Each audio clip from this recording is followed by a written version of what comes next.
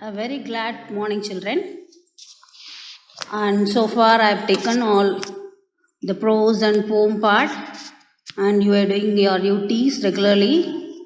And when I correct your UTs, I found that you are committing so many grammatical errors and even spelling errors.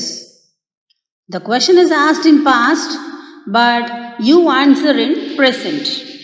The reason is you're not reading the question, and I doubt that you have some problem in framing sentences. Maybe you're not clear with the structure, or you may not know how to use the structure in the particular sentence. So, what I wish is to go on with grammar today. Already we have learned determiners, isn't it? Already I taught you determiners. Under determiners, you had some 7 types: articles, demonstratives, distributives, and what have I left? The possessives, cardinals, ordinals, interrogatives. So we saw some 7 types. Hope you are clear with the topic. Now I want to go on with tenses. The reason I have chose is you are not able to answer with the proper structure. So, what is the use of tense, children? What is the use of tense? Are you using the tense of a verb properly when you speak or when you write? No. The reason is maybe you are not used to speak in English, or you don't have the habit of writing much. Isn't it, children? So, let me tell you what is tense and how it has been subdivided, and what is the structure to be followed when you frame sentence in certain tenses. Okay. Now, what do you mean by tense? Actually, tense of a verb shows the time. It shows the time when an action takes place. Am I clear, children? So, if you want to say the happening of the yesterday, how will you speak? You will use past form of the tense, isn't it? Now, let me give you few examples.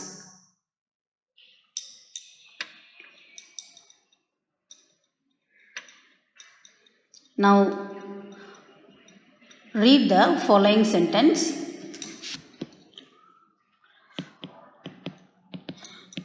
We wear school uniform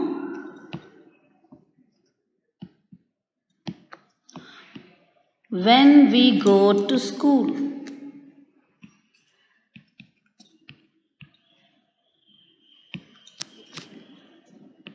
Gul finished writing.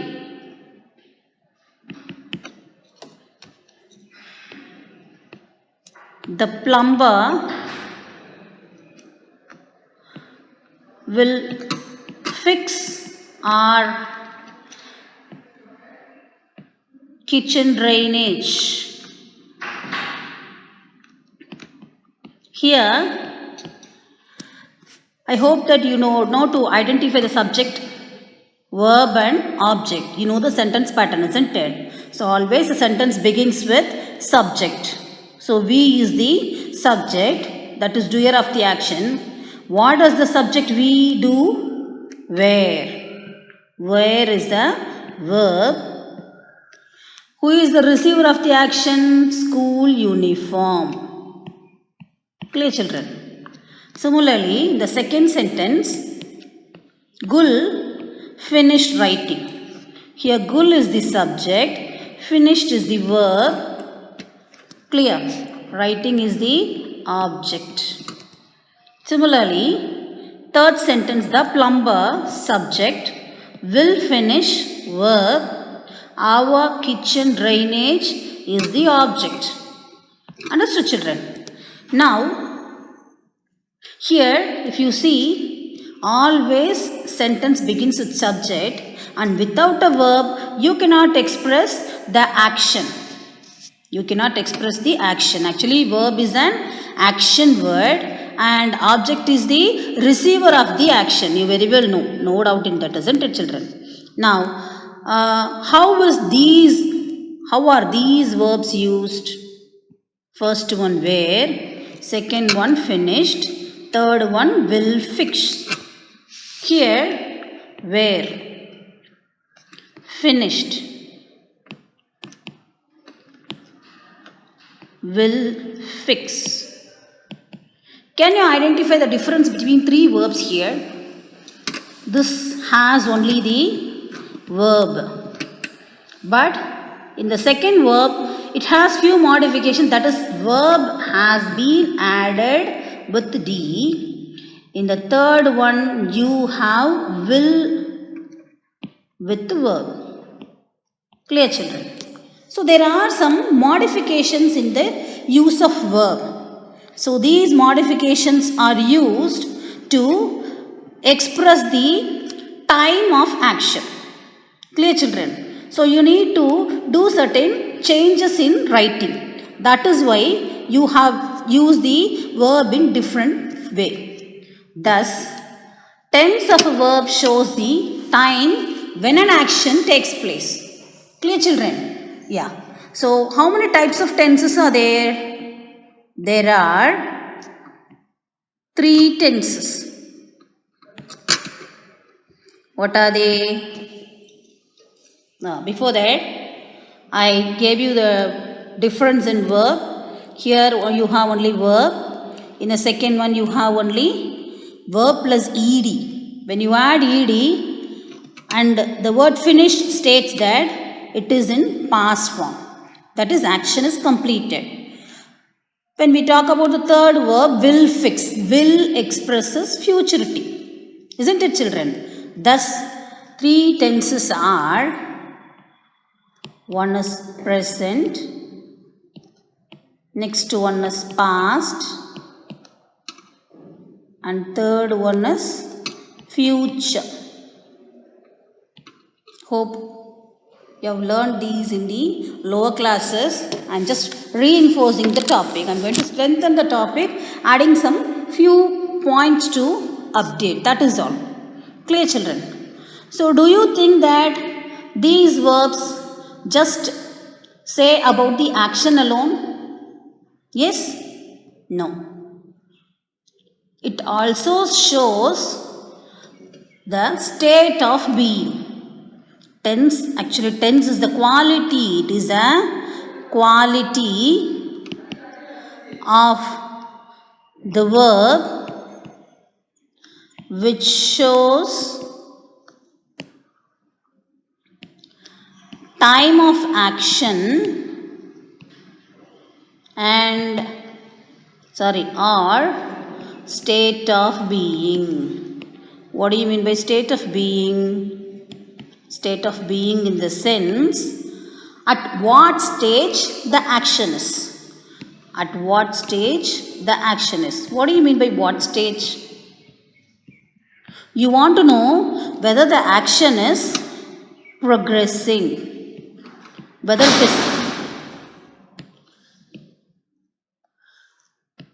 it is progressive or whether it is perfect or indefinite. Clear, children?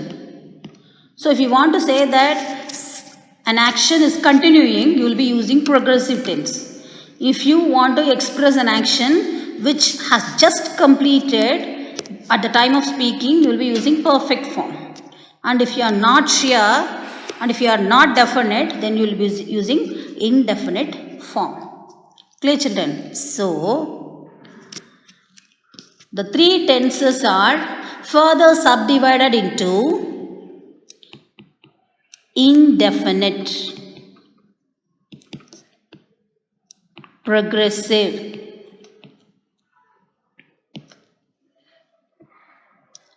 perfect or perfect, continuous. What do you mean by indefinite? It is nothing but simple. Simple in the sense you will have simple present, simple past and simple future. Progressive in the sense continuous. You can express whether the action is going on, whether it is continuing. Perfect, you don't have any other word. And perfect continuous, again perfect progressive. Clear, children? So these are the subdivisions of tenses. So let me be clear. The tense of a verb does not show the time of an action alone or event alone. It shows the state of that action also, using progressive, indefinite, perfect and perfect continuous. Clear, children? Now let me start with simple present. Simple present. So simple present can be otherwise called indefinite. Indefinite or present indefinite. Clear, children? Yeah. Now, before learning the uses, you should know the structure. You should know the structure of each tense. Without knowing the structure only, you are committing errors while framing sentence. Okay. So, knowing the structure also, you should know the structure for 3 types of sentences. One is affirmative. What do you mean by affirmative? Positive sentence. Okay. First you have to learn which is affirmative, then negative, then interrogative. In interrogative also you have 2 types. That is one is yes or no type and the other one is WH words or how word question. First let me teach you to frame affirmative sentence. So as I told, affirmative sentence in the sense it is positive sentence. Now always I told a sentence will begin with subject followed by verb.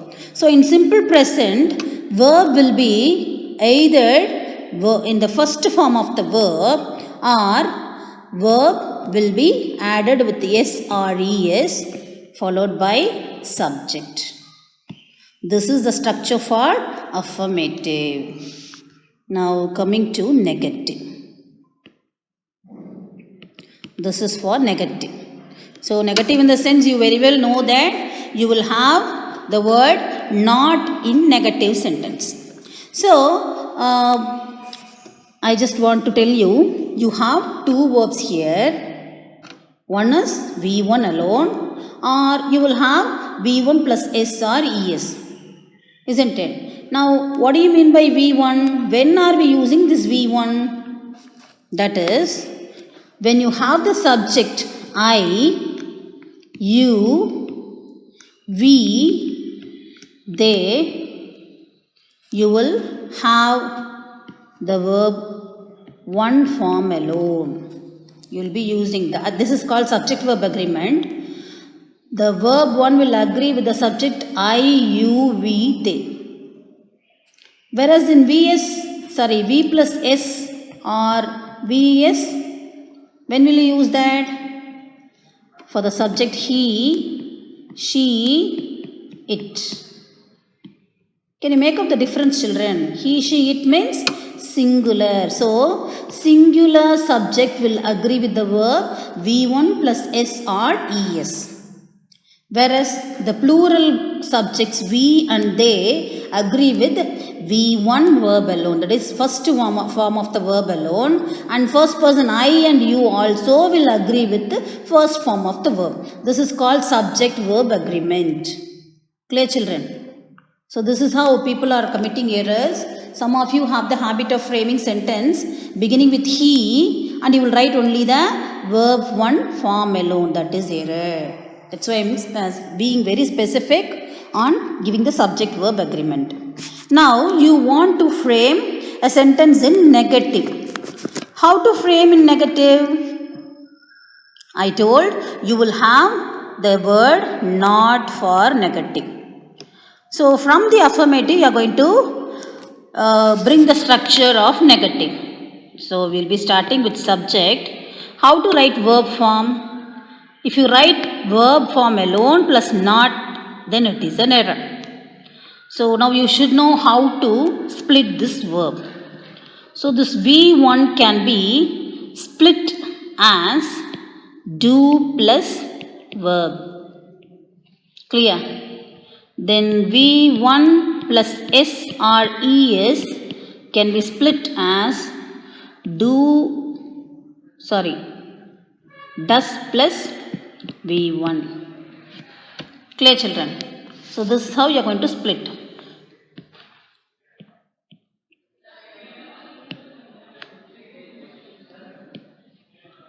Understood, children? So this is what? The splitting. So with the help of this only, you are going to frame negative sentence and interrogative sentence. Now, you can very well use the verb for negative, do or does plus V1 plus object. Understood, children? This is the negative structure. And how to bring the structure of interrogative. Interrogative in the sense you very well know that it is question. Question will end with question mark, and always these interrogative sentences will begin with the helping verb. That is the rule we follow. Okay. So how to frame this interrogative sentence? So I told that you will begin with helping verb. What is the helping verb for negative? As I taught you, this is called do and does are helping verbs. Clear, children? So you have to bring that or those words friend and you have to frame interrogative sentence. So do or does, subject, V1 plus object and end with the question mark. So if an interrogative begins with do or does, then it is yes or no type sentence. Yes or no type question. Clear, children? Now we have to frame for WH words or how words. With how word you have to frame interrogative sentence. So it's not a difficult thing. You are just going to bring WH words or how word and you will use the same structure which you used for interrogative. So WH words or how word, subject,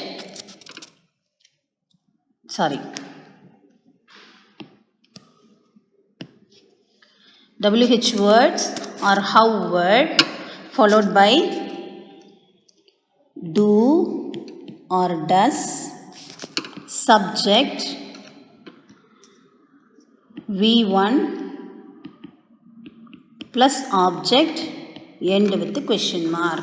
So I can use negative interrogative also, just inserting not. Where should you insert not? Near, next to subject. That is all. That is called interrogative, negative interrogative. Clear, children? So this is the structure. These are the structure. First is for affirmative, next is for negative, and followed by interrogative. In interrogative, you have two types. One is yes or no type, and the other one is WH words or how words. Am I clear? Yeah. So how to frame these structures while framing simple present form? So using keywords. So there are some keywords to be used so that you will easily identify that that particular sentence is in simple present. Clear, children? Let me list out the keywords. Often, occasionally, frequently, rarely, regularly,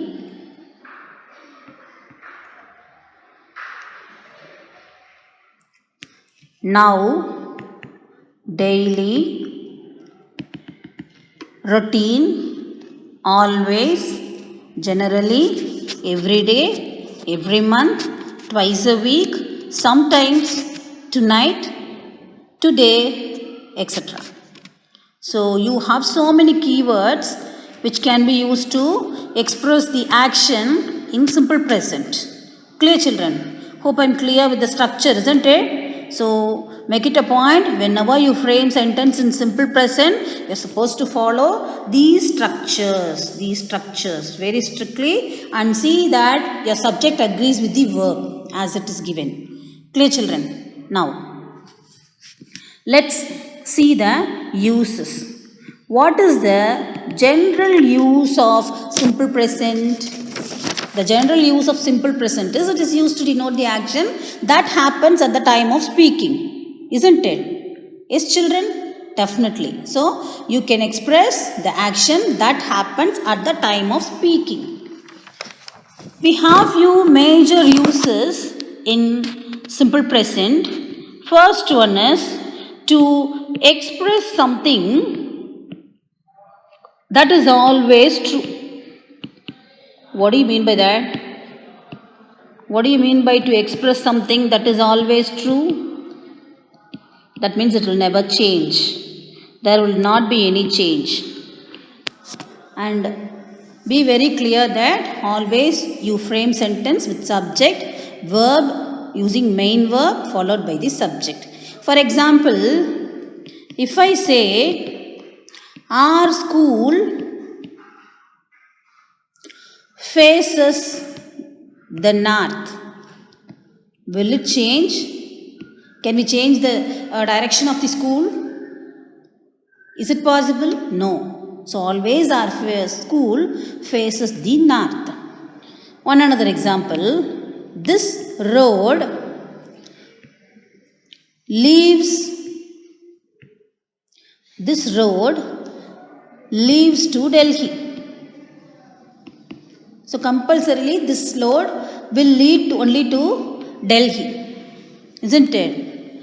Agra stands on the bank of Yamuna.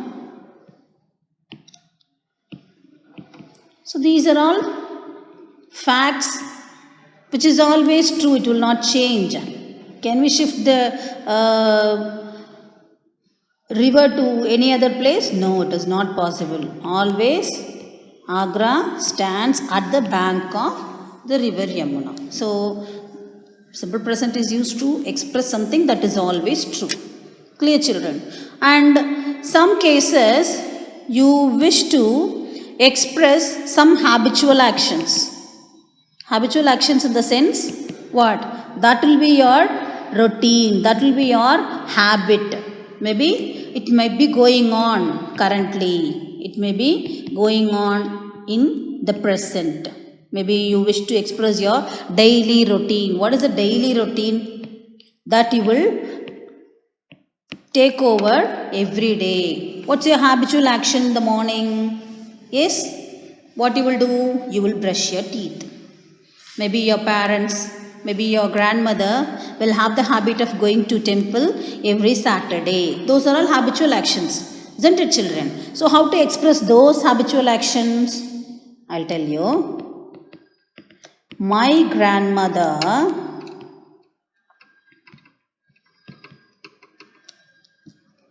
goes to temple every Saturday. Here, my grandmother is the subject. Goes, how is it in the form? Do you remember the structure what I told you? Structure V1 plus SRES or verb 1 alone, isn't it, children? So here, how is it in the form? Verb plus ES. So you might have learnt in your primary section. So some cases verb will be added with ES. In some verbs it will be added with S. Isn't it, children? So likewise here, so the verb go will be added with ES to express that it is in simple present. And that is the habitual action of the grandmother, that she goes to temple every Saturday. So you have a sister. You want to express her habitual action. That is, she rarely eats candies. What does it mean? She will not frequently eat candies. That's the meaning here. So the word rarely, as I told, I listed a few keywords, isn't it? Rarely, occasionally, often, every day, every night, tonight, today, isn't it? So using those keywords here, see, every. Using these keywords, you can frame sentences. So each it is in the form verb plus s. Clear, children? So this is how you have to frame sentence. So I have given you example for habitual action or daily routine. Clear, children? Now next point is you will be expressing certain universal truth. What do you mean by universal truth? Universal truth in the sense it will be true throughout the universe, or you can say permanent truth also, it will never change. And have you come across some scientific facts in your science? So what will you do? You will be expressing the scientific facts in the present form. That means it will never change. Okay, and permanent truth also, it will not change. What are those permanent truth? You might have come across the common things. The sun rises in the east. The sun sets in the west. You have one another permanent truth. The rose smells sweet.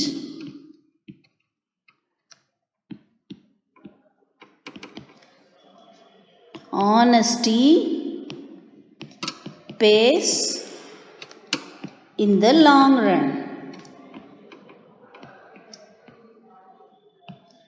What about scientific facts? Water boils at 100 degree centigrade. So these are the universal truth. Clear, children? So this is how you have to frame to express certain universal truth or permanent truth.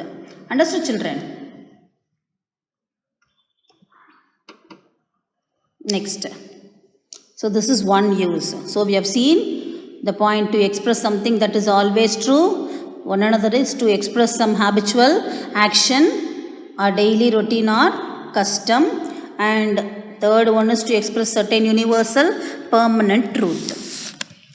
Now fourth use. Now I want to discuss the fourth use, that is to express something that is sure to happen in the future. So you might have planned for something in the future, and that can be expressed in simple present. So definitely that plan will be executed. You will be expecting something that will happen in future, and that is already planned also. It will never change. In such cases also, you can use simple present. How? For example, the school reopens on 20th June. Don't get panic that the school reopens on 20th June. I'm just saying an example. The examination begins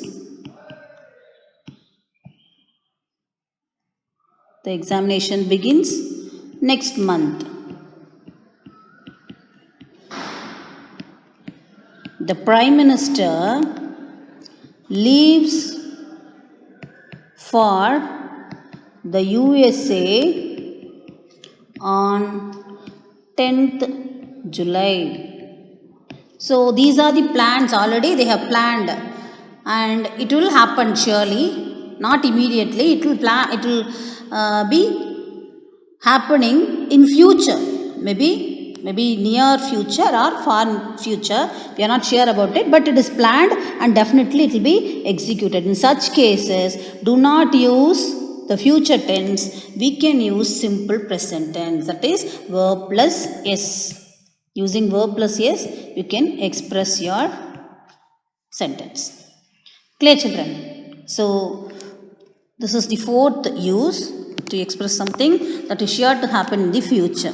Now I have the fifth point, that is to express the subordinate class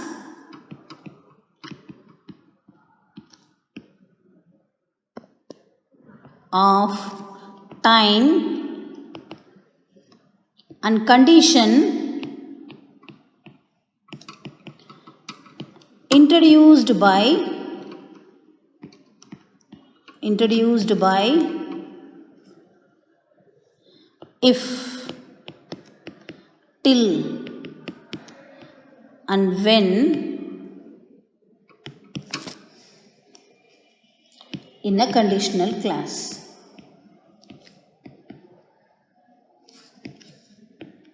Now I would like to recall what is subordinate class.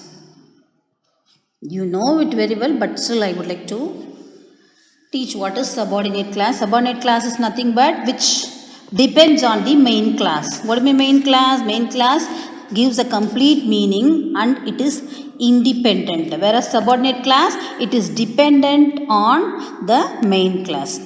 What about conditional class? Do you remember learning if class? Yes, definitely you will remember. I have given you 4 types of if classes. If conditional, 0 conditional, first conditional, second conditional and third conditional, isn't it, children? So, using this if, till and when, you will be using in simple present. Let me give you a few examples. For example, I shall be surprised. I shall be surprised if you fail. I shall be surprised if you fail. Here, which is the subject? I is the subject. Shall be surprised is the verb, but it is in the futurity. But here I have given example for simple present. As I told, to express the subordinate class. Which is subordinate class in the sentence? If you fail is the subordinate class. It is depending on the main class. So this is called main class. Okay, I shall be surprised, that is the main class. So without if you fail also, it gives the meaning, isn't it? I shall be surprised in the sense, nobody will question further why I have been surprised, isn't it? But if you fail, if I stop a sentence stating that if you fail, then it becomes incomplete. That's why I told subordinate class is dependent on main class. Okay, yes. So I told if, using if, it can be used in conditional sentence. One another example, the girls sang when the boys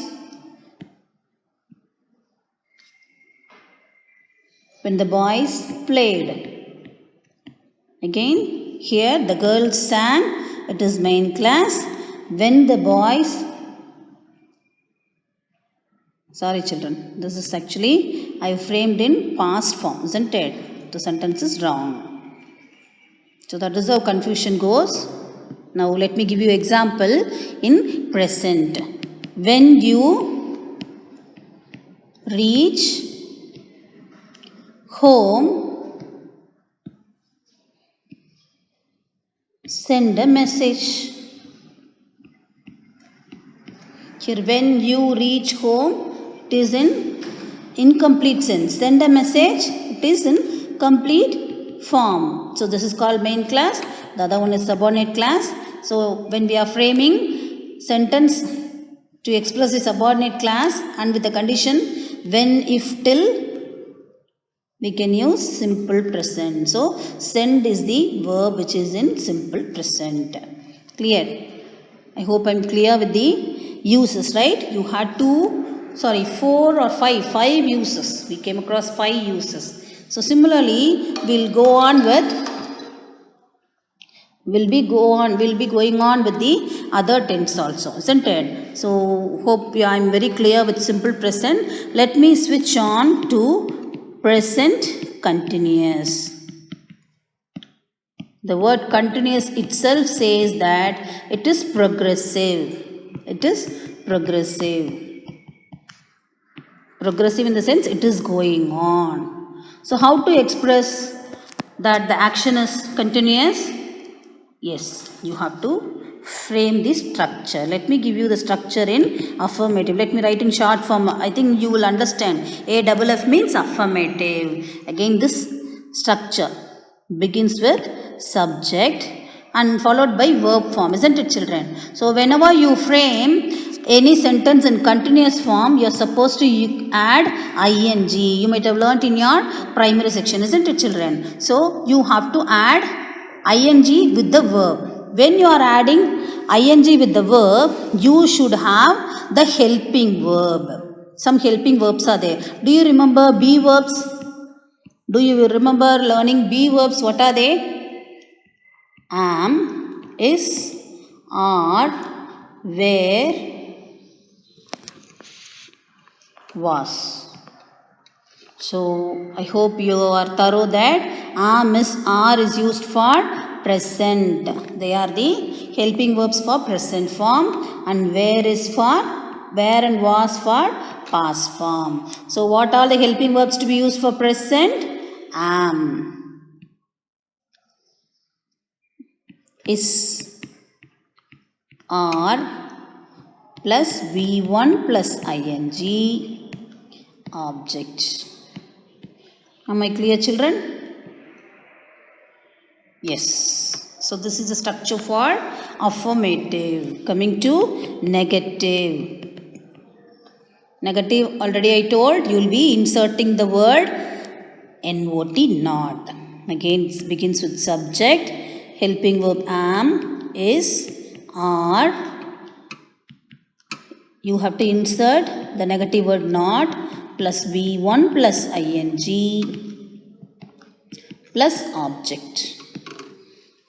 Am I clear? Yes. Now you should know how to frame interrogative sentence. In interrogative sentence, let's discuss yes or no. As I told in the previous type, whenever you frame interrogative sentence, you are supposed to bring the helping verb to the first, isn't it? So what is the helping verb here? Am, is, are. Bring that to the front. Am, is, are, followed by subject plus V1 plus ing plus object, end with the question mark. Then how about WH question? The same way have you framed for simple present. You will be writing the WH words or how word, and you will be writing the entire structure which you use for yes or no type. Am, is, are, subject, V1 plus ing plus object, end with the question mark. Am I clear, children? Yeah. Now, you need to know why they have given 3 helping verbs. Again, subject verb agreement. Am will agree with the subject, I. Again, when will we use is? He, she, it. You will be using is. Whereas for the plural form, we, they, were. Sorry, are. And you have to include you also.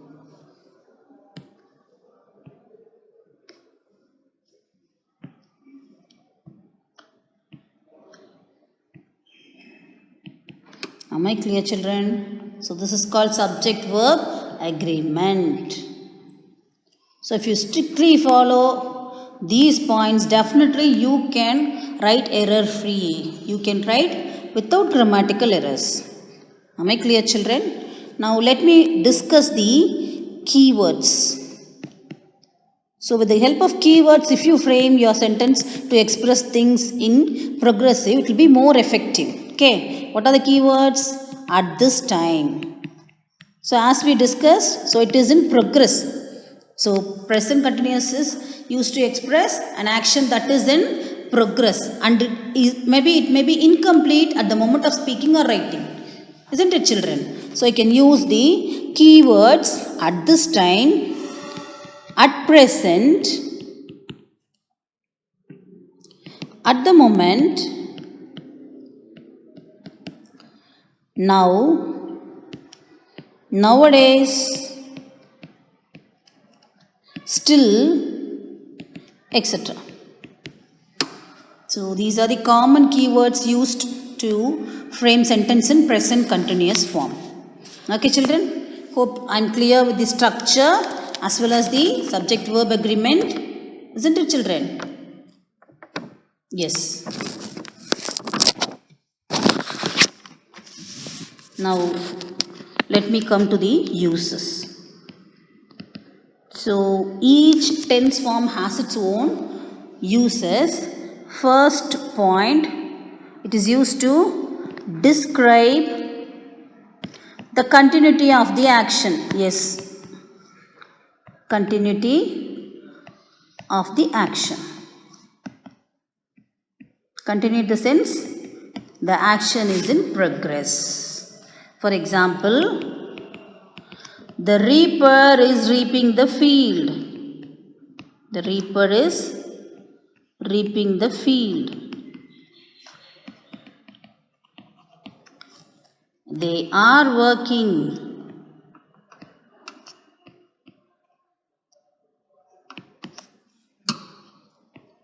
Someone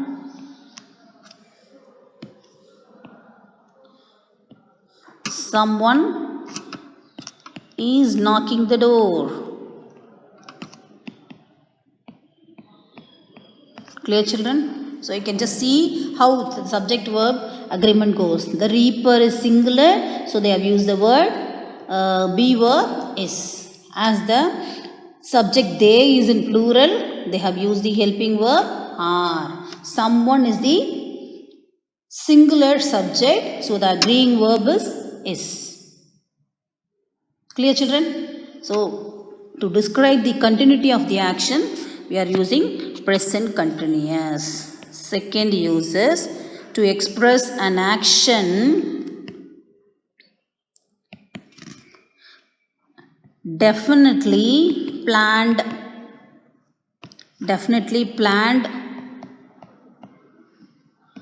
for the near future. So we saw that if we have planned for the future and we are very sure for the future happening, we can use simple present. Here you can express an action definitely planned for the near future. For example, this is common when you use, this is very common. I can say, I am participating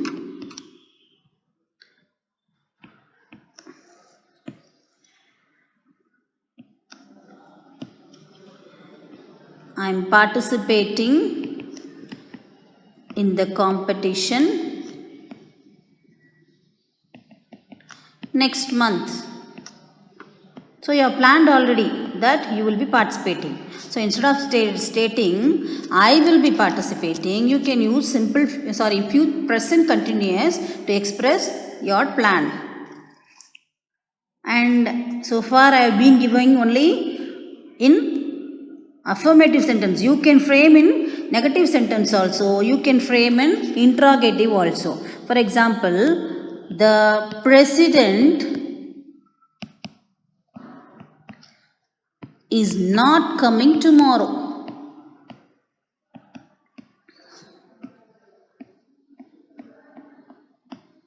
Okay, children? You can frame in interrogative also. For example, are you visiting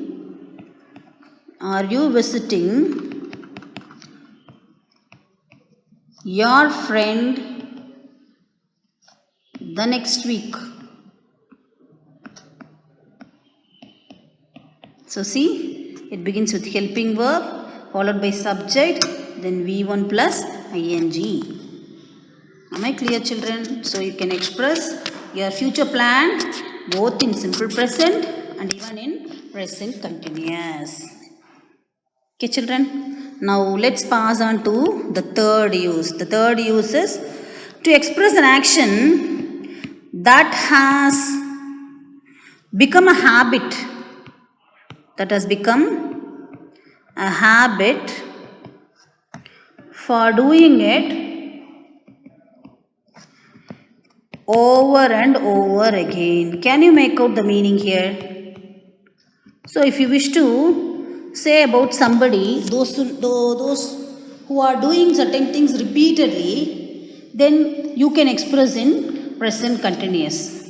Some may be nagging others, some may be disturbing others, some might have been continuously warned by somebody. In that case also they will be doing something. So in such cases we'll be using the present continuous tense. For example, he is always reaching home late. He is always reaching home late. She is repeatedly disturbing others. So here what are the keywords to be used when we are expressing something happening over and over again? Always, repeatedly. Clear, children? So these are the keywords when you want to express a habit or doing it over and over again. Maybe you can say that he is constantly disturbing others. He had been, I am continuously working hard. She is always borrowing from others. These are all the habits of doing over and over again. In such cases, you will be using always, repeatedly, continuously, constantly. Those are the keywords. Understood, children? Now, what is the third use? To express a future state or action with going to. This is actually common. I've come across many of them speaking about their action using going to. I am going to complete this work. I am going to talk to that boy. Likewise, you will state your future action using going to. In that case also, you can use present continuous. For example, we are going to visit Mumbai next month. I am going to process this report or document.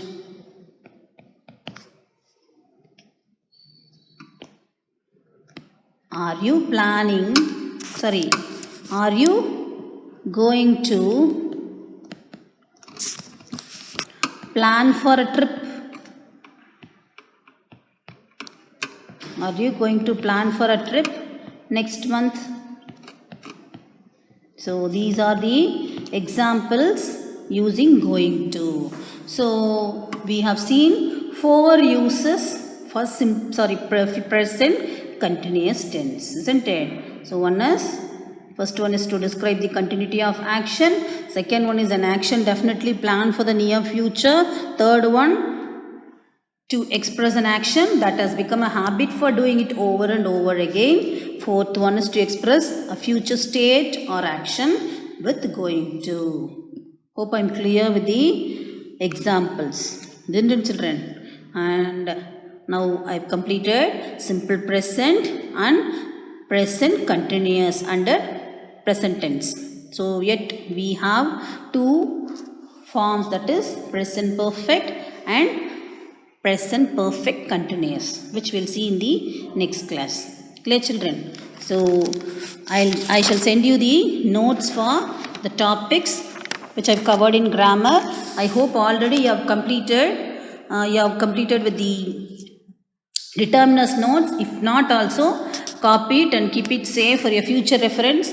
And you can start writing tenses also. And at home with these uses, you can also try with the different examples. Okay, children? Yes. Thank you.